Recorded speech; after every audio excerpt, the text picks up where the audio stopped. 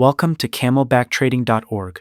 Let's break down Friday's market action using the market profile and lay out the game plan for the upcoming week.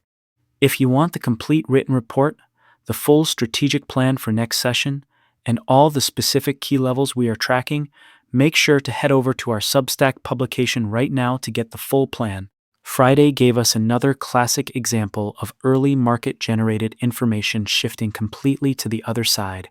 Both indices opened below the previous day's value, with ES even kicking things off with a gap in favor of the bears. But after taking out Thursday's low, both NQ and ES found responsive buying, bounced, and started shifting the MGI back in favor of the bulls.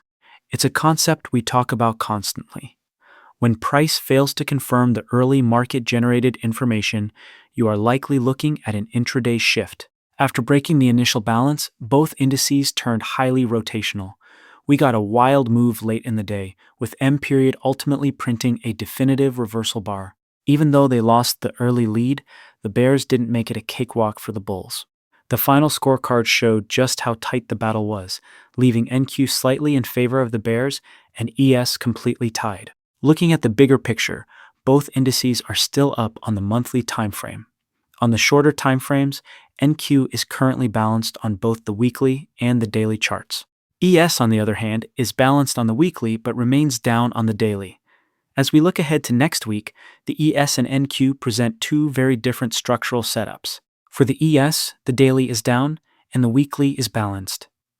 The bears' main objective is to maintain that daily downward momentum and drag the weekly timeframe down with it. They can achieve this by breaking below the June 9th low of day. The timing of this break is absolutely critical. If the sellers can punch through before Tuesday, which is the final day of the month, the weekly trend officially shifts down. But if they don't pull it off until Wednesday, July 1st, it crosses into the new month and directly impacts the monthly timeframe, forcing it into a developing balance and doing serious structural damage to the larger context. For Monday, the bears want to defend Friday's high, but they shouldn't wait for a full retest.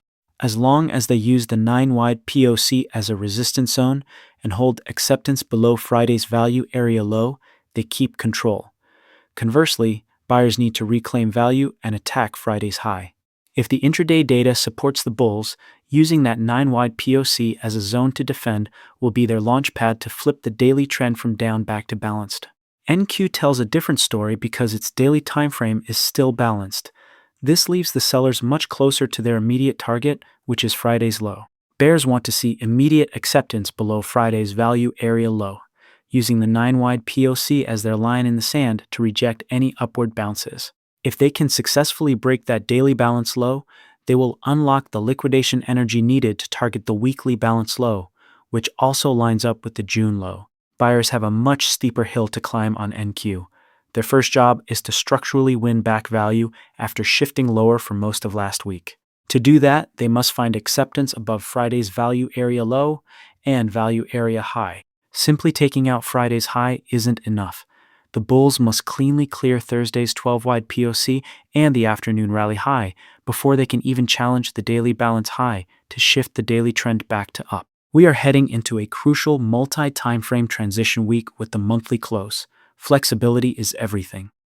The structural boundaries are clearly drawn on your screens, so let the market profile and the MGI guide your setups. Don't start your week with a bias, let the data guide you.